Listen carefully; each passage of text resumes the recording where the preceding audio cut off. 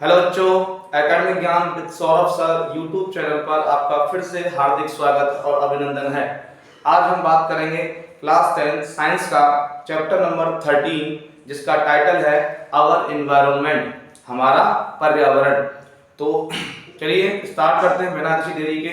आशा करता हूँ आप सभी सकुशल होंगे। ठीक है, इसी के साथ स्टार्ट करते हैं आज की क्लास।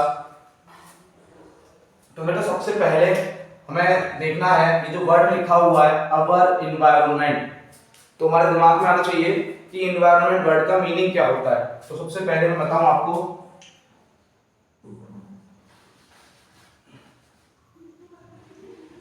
एनवायरनमेंट का बेटा हिंदी मीनिंग होता है पर्यावरण। क्या होता है? पर्यावरण। जिसको अपन ब्रेक करें तो दो वर्ड निकलते हैं, परि प्लस आवरण, जिसका परि शब्द का अर्थ होता है सराउंडिंग और आवरण का मतलब होता है कवरिंग। तो सराउंडिंग का जो कवर होता है उसे वो क्या कहते हैं? पर्यावरण। हिंदी से अगर आप डेफिनेशन बनाएं तो हमारे चारों तरफ का ऐसा आवरण जो हमारी ग्रोथ रेट को प्रभावित करता है, जिसको हिंदी में कहें कि ऐसा आवरण जो हमारे मतलब किसी सजीव के वृद्धि को प्रभावित करता है, पर्यावरण कहलाता है।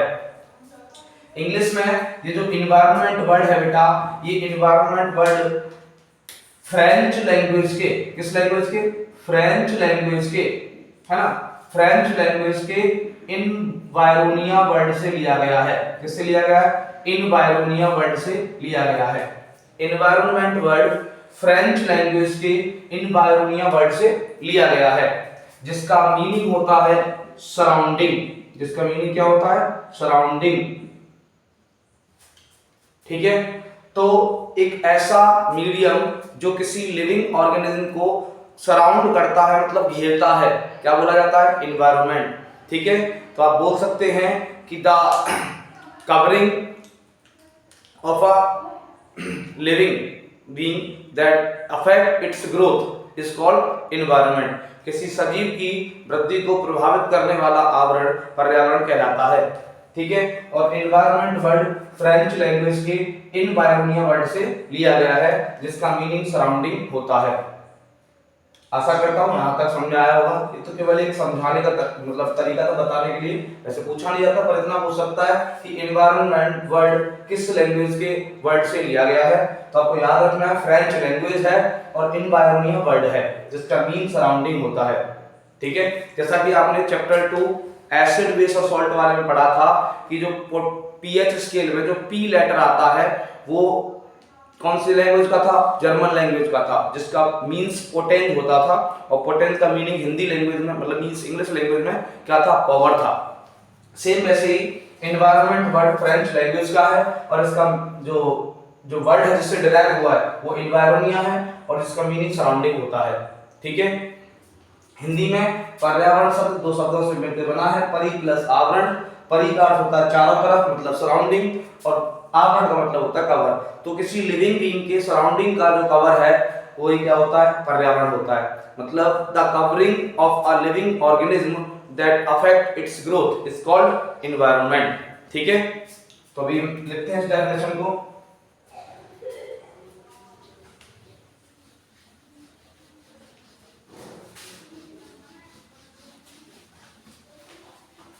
देखो बेटा, environment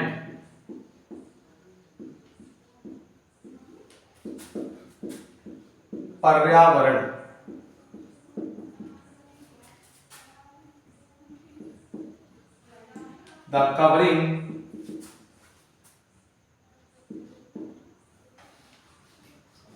the covering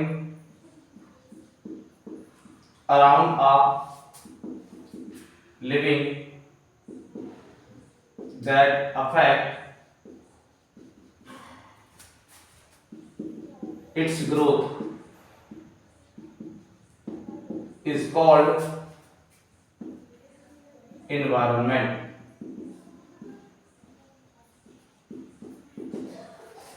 the covering around a living that affect it's growth is called environment. Hindi में बोले बेटा तो हिंदी में क्या कहेंगे अपन इसको, किसी सजीव के चारों तरफ का आवरण जो उसकी वृद्धि को प्रभावित करे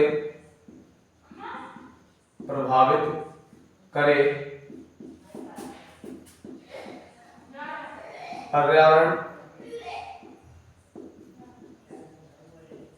कहलाता है। किसी सजीव के चारों तरफ का ऐसा आवरण जो उसकी वृद्धि को प्रभावित करता है पर्यावरण कहलाता है। The covering around the living that affect it's growth is called environment. ठीक है, उसके बाद बेटा आगे हम आपको बताएं तो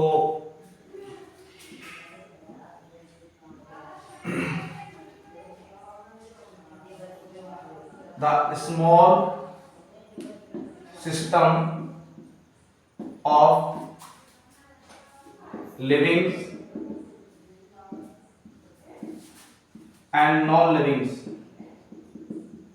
the small system of livings and non-livings is called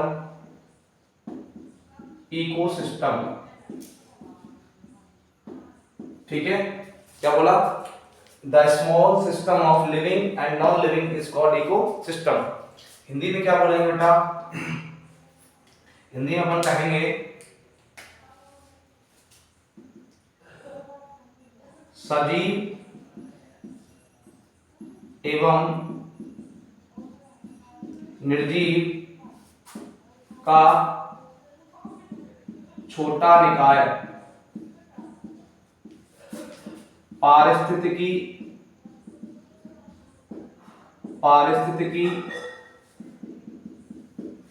तंत्र कहलाता है।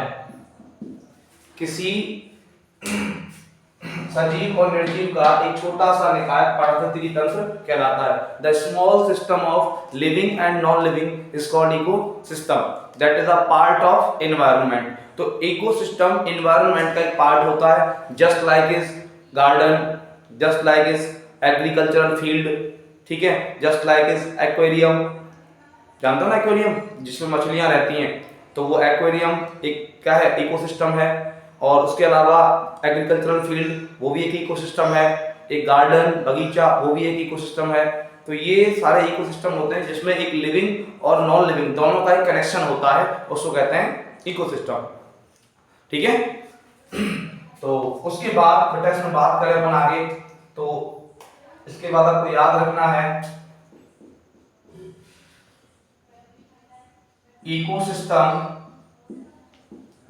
ecosystem has two types of component। ecosystem has two types of component। तो इकोसिस्टम के बेटा दो प्रकार के घटक होते हैं, मैं यहां लिख दूं आपके लिए, पारिस्थितिकी तंत्र के दो घटक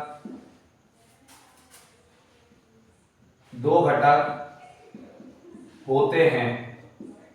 पारिस्थितिकी तंत्र के दो घटक होते हैं। अब वो कौन कौन से बेटा अपन यहां बात करें तो सबसे पहला बायोटिक फैक्टर, जिनको कहेंगे सजीव या जैविक घटक, सजीव या जैविक घटक।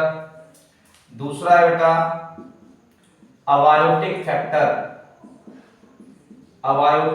फैक्टर, जिसको अपन कहेंगे निर्जीव या अजैविक घटक, निर्जीव या अजैविक घटक। तो मैंने आपको बताया कि इकोसिस्टम एक स्मॉल सिस्टम है लिविंग्स और नॉन लिविंग्स का, ठीक है। तो उसके बाद मैंने बताया ecosystem has two types of component, पारिस्थितिकी तंत्र के दो घटक होते हैं, जिनमें फर्स्ट आता है बायोटिक फैक्टर, जिसको जैविक घटक कहा जाता है। सेकंड आता है अबायोटिक फैक्टर, जिसको अजैविक घटक कहा जाता है। उसके बाद बेटा नाम से पता चल रहा होगा आपको कि जैविक घटक जो होता है biotic factor, it includes living, इसमें केवल लिविंग शामिल होते हैं। इट इंक्लूड्स लिविंग, ठीक है। एक ऐसा घटक जिसमें सजीव शामिल होते हैं जैविक घटक कहलाता है। और इसमें अपन बात करें इट इंक्लूड्स नॉन लिविंग, और ऐसा घटक जिसमें निर्जीव शामिल होते हैं वो क्या कहलाता है? अजैविक घटक कहलाता है। तो बेटा जिसमें नॉन लिविंग्स आते हैं वो अबायोटिक है, जिसमें लिविंग्स आते हैं वो बायोटिक है, ठीक है। आप इतना नोट करिए।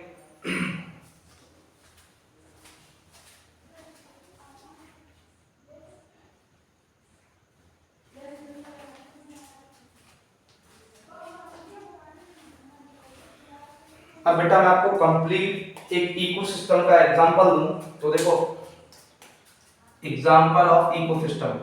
तो बेटा गार्डन मतलब उद्यान, एक्वेरियम मतलब मछली जलाशय,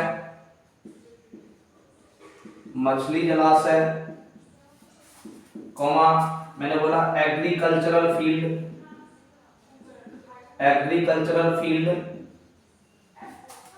कृषि क्षेत्र, आर एग्जाम्पल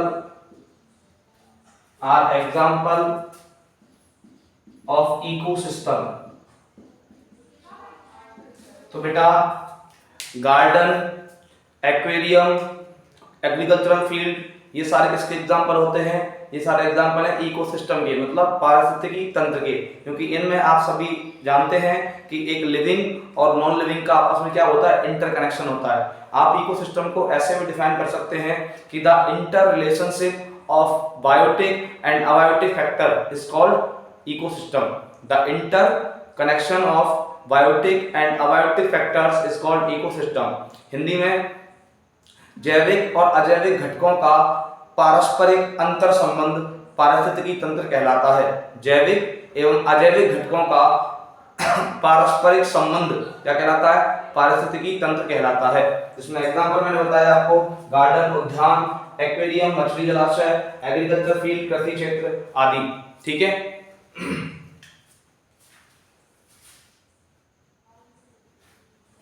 ठीक है, उसके बाद आगे बेटा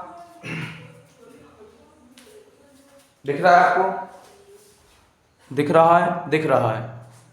आगे देखें, इतना आप स्क्रीनशॉट ले लीजिए।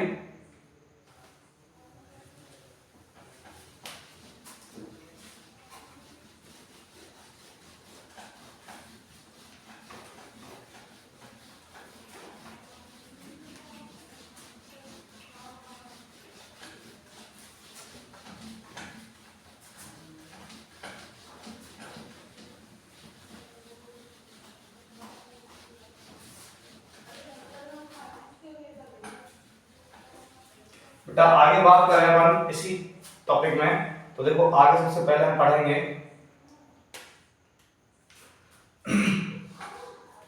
आपने सबसे पहले देखा एनवायरनमेंट वर्ड का मीनिंग। एनवायरनमेंट एक बार समअप कर दूं मैं।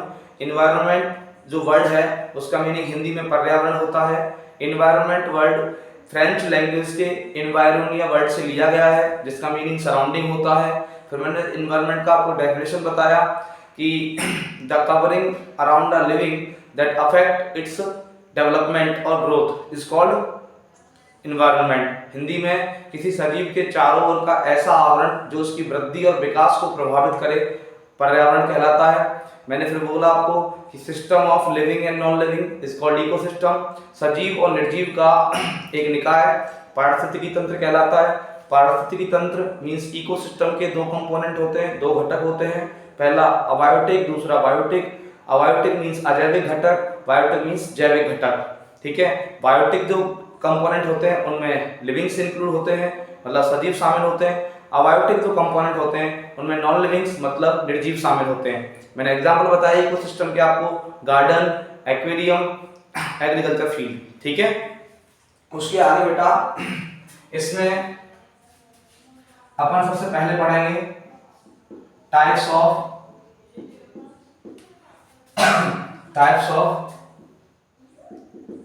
बायोटिक फैक्टर, जिसको हिंदी में अगर आप कहें तो आप कह सकते हैं जैविक घटकों के प्रकार, ठीक है। जैविक घटक कितने प्रकार के होते हैं अभी इसमें हम बात करेंगे। देखो सबसे पहले मैं आपको बता दूं, biotic factor includes living that are divided on basis of food, ठीक है। मतलब जो बायोटिक फैक्टर हैं उनमें लिविंग शामिल होते हैं और लिविंग्स को बेटा हम आगे डिवाइड करेंगे फूड के बेसिस पर, ठीक है। हिंदी में अगर हम बोले बेटा सजीवों को भोजन के आधार पर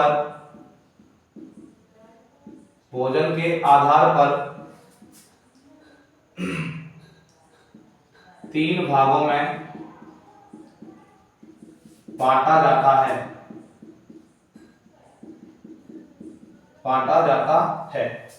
तो बेटा कौन कौन से हैं वो 3? देखो सबसे पहले हम बात करें नंबर 1 प्रोड्यूसर, जिनको कहेंगे बेटा हिंदी में उत्पादक।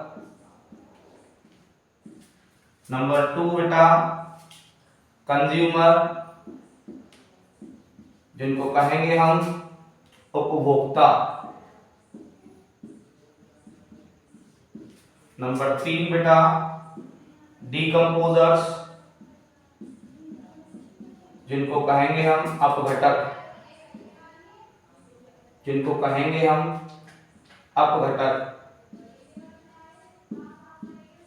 ठीक है। तो सबसे पहले अपन बोले कि biotic factor are divided into 3 parts on basis of food. First is producer उत्पादक, सेकंड इज कंज्यूमर्स उपभोक्ता, थर्ड इज डीकंपोजर अपघटक, ठीक है। अब इन बेटा कंज्यूमर्स की बात, सॉरी यहाँ कंज्यूमर्स आएगा,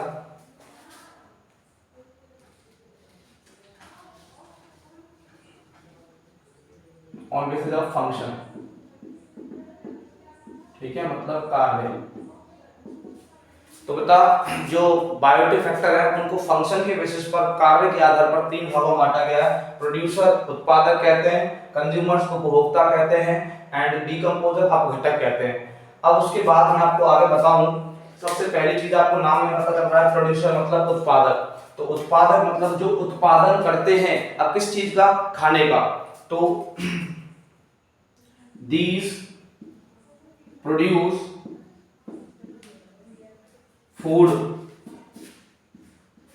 for others, जो दूसरों के लिए फूड प्रोड्यूस करते हैं उनको प्रोड्यूसर कहते हैं। और प्रोड्यूसर मोस्टली क्या होते हैं? these includes ऑटोट्रॉफ्स, इसमें क्या शामिल होते हैं? ऑटोट्रॉफ्स शामिल होते हैं, ठीक है। Producer produce the food for the others living and producer are the autotrophs, मतलब जो उत्पादक होते हैं वो दूसरों के लिए खाने का उत्पादन करते हैं और उत्पादक मुख्यतः क्या होते हैं? स्वयंपोषी होते हैं, ठीक है। और जिसमें autotrophs mostly include green plants and blue green algae. Producer में मतलब उत्पादकों में पौधे, हरे पौधे एवं नील हरे शैवाल शामिल होते हैं, ठीक है। तो producer produce the food for others, these includes the autotrophs, ठीक है। अभी के लिए इतना ही, आगे पढ़ेंगे, पर अभी के लिए इतना, ठीक है। उसके बाद यहाँ वर्ड लिखा हुआ कंज्यूमर, अब कंज्यूमर को आप समझ सकते हो, हिंदी में लिखा हुआ है उपभोक्ता, मतलब जो उपभोग करता है। तो these consume the food, consume the food from producer. तो जो कंज्यूम करते हैं फूड को प्रोड्यूसर से लेकर के, उसको क्या कहते हैं? कंज्यूमर्स कहते हैं, ठीक है, उपभोक्ता कहते हैं। मतलब उत्पादकों से प्राप्त भोजन को प्रयोग करने वाले जीव क्या कहलाते हैं? उपभोक्ता कहलाते हैं। जिसको आप दूसरे वर्ड्स में क्या बोल सकते हो बेटा? दीज आर, मैं ऐसे लिख दूं फिर आएगा नहीं, तो स्पेस नहीं है।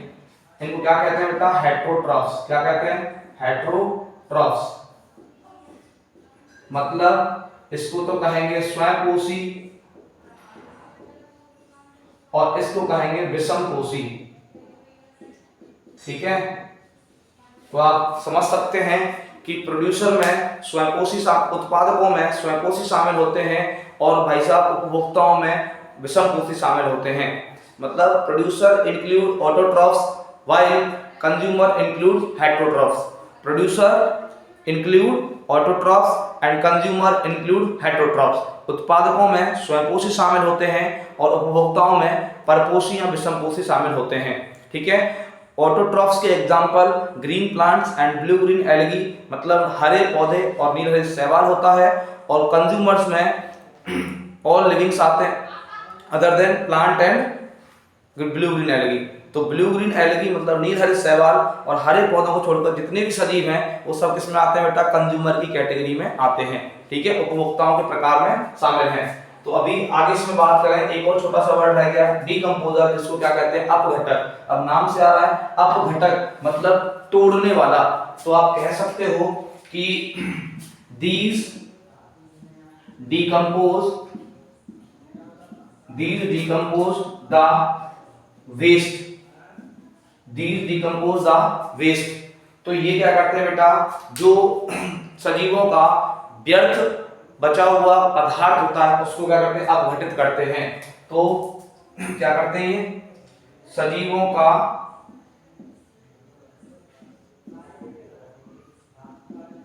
व्यर्थ अपघटित करते हैं।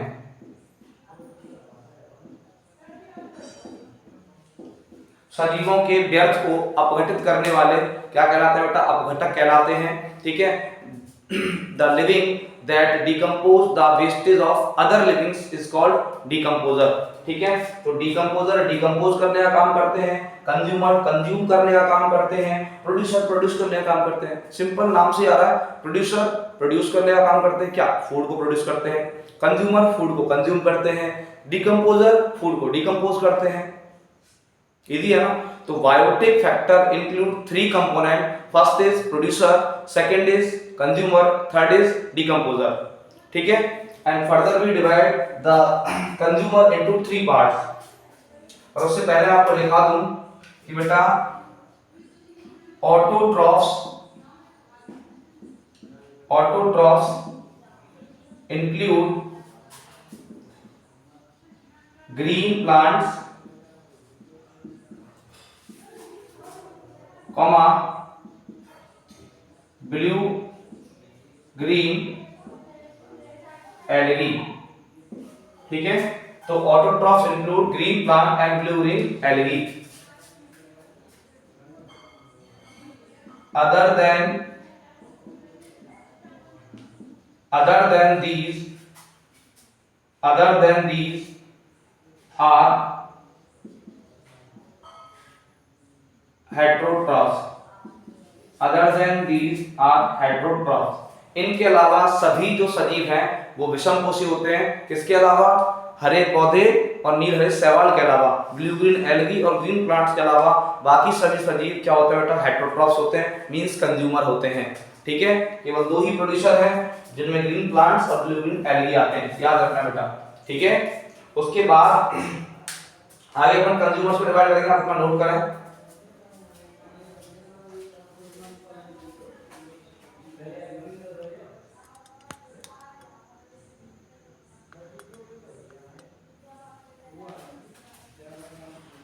नोट करें बेटा इतना।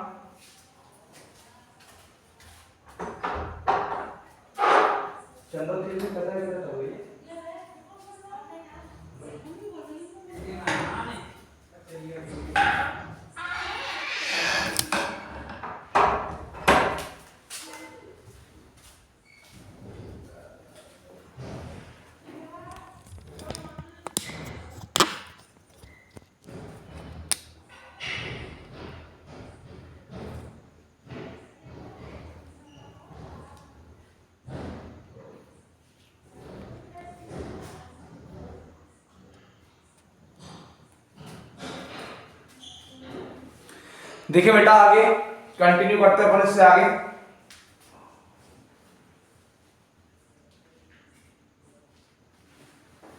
देखें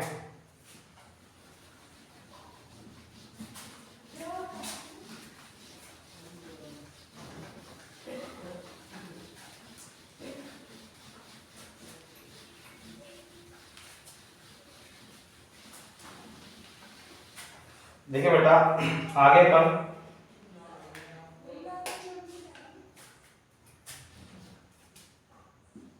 consumers are divided into three parts on basis of food। भोजन के आधार पर उपभोक्ताओं को तीन भागों में बांटा जाता है बेटा। सबसे पहला हर्बीवोर्स जिसको कहते हैं शाकाहारी। दूसरा आता है बेटा कार्निवोरस जिसको कहते हैं मांसाहारी। तीसरा बेटा होता है ओमनीवोरस जिसको कहते हैं उभयआहारी।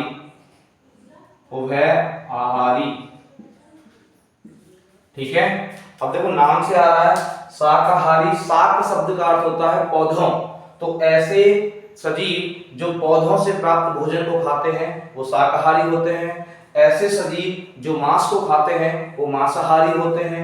ऐसे सजीव जो पौधों से प्राप्त भोजन और मांस दोनों को खाते हैं वो उभयआहारी होते हैं। ठीक है। इंग्लिश में बोले बेटा तो इंग्लिश में हर्बीवोर्स को क्या कहेंगे? Herbs eating animal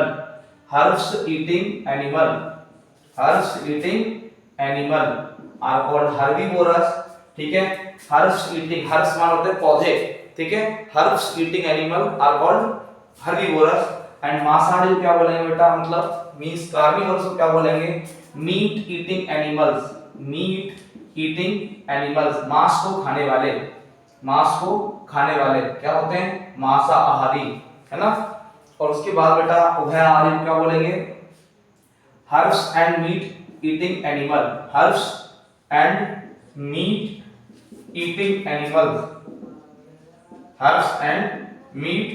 animals are called omnivorous. जो लिविंग्स हर्ब्स और मीट दोनों को खाते हैं वो क्या होते हैं? ओमनीवोरस। जो ओनली मीट खाते हैं वो क्या होंगे? कार्निवोरस। और जो हर्ब्स खाते हैं वो क्या होंगे? हर्बीवोरस। ठीक है। तो शाकाहारी मतलब जो शाक पौधों को खाते हैं, मांसाहारी जो मांस खाते हैं, और उभयआहारी जो दोनों को खाते हैं। ठीक है। तो ये किसके टाइप्स हैं बेटा? कंज्यूमर्स के। उपभोक्ताओं को तीन भागों में खाने के आधार पर बांटा गया है। पहला है शाकाहारी, दूसरा है मांसाहारी, तीसरा है उभयआहारी। तो नाम में आ रहा है शाकाहारी मतलब शाक पौधों को खाने वाले, मांसाहारी मतलब मांस को खाने वाले, और उभयआहारी मतलब मांस और पौधे दोनों को खाने वाले। ठीक है। तो ये बात याद रखना। यहाँ से क्वेश्चन कई बार पूछा गया है कि कंज्यूमर्स को फूड के बेसिस पर कितने टाइप्स में बांटा जाता है? तो तीन टाइप्स में बांटा जाता है। सबसे पहला आता है हर्बीवोरस, दूसरा आता है कार्निवोरस, तीसरा आता है ओमनीवोरस। ठीक है। तो आगे इसके बाद अपन बात करें बेटा these three component form a food sharing system These components form the food sharing system that is called food chain. That is called food chain. तो बेटा these three means herbivorous, carnivorous and omnivorous form a food sharing system that is called food chain. तो what is food chain? Food sharing system is called food chain. मतलब खाद्य वितरण की श्रृंखला क्या कहलाती है? खाद्य श्रृंखला कहलाती है। तो खाद्य वितरण की श्रृंखला, ये तीन घटक खाद्य वितरण श्रृंखला निर्माण करते हैं जो खाद्य श्रृंखला कहलाती है। तो बेटा भोजन वितरित करने की श्रृंखला खाद्य श्रृंखला या भोज्य श्रृंखला कहलाती है। The food sharing system is called food chain and food sharing system include producer, consumers and decomposer. तो बेटा जब भी फूड चेन बनेगा, बेसिकली तो फूड चेन केवल कहाँ होता है? प्रोड्यूसर और कंज्यूमर्स के बीच में ही होता है, बट डीकंपोजर भी एक टाइप से फूड चेन का पार्ट होते हैं। ठीक है, तो मैं आपको फूड चेन कैसे बनाकर दिखाता हूं बेटा। सबसे पहली चीज, प्रोड्यूसर फूड देगा किसको? कंज्यूमर्स, और कंज्यूमर्स फूड देगा बेटा किसको? डीकंपोजर्स को। किसको? डीकंपोजर्स को। तो ये क्या हुआ? एक फूड चेन हुआ। इसको हिंदी में लिखें तो कैसे लिखेंगे? प्रोड्यूसर मतलब उत्पादक, ठीक है, कंज्यूमर मतलब उपभोक्ता, और डीकंपोजर मतलब अपघटक। इन तीनों से मिलाकर क्या बनता है बेटा? खाद्य श्रृंखला। तो मैं आपसे बोलूं कि इन तीनों से मिलाकर कंप्लीट जो बनता है वो क्या होता है? खाद्य श्रृंखला मींस फूड चेन।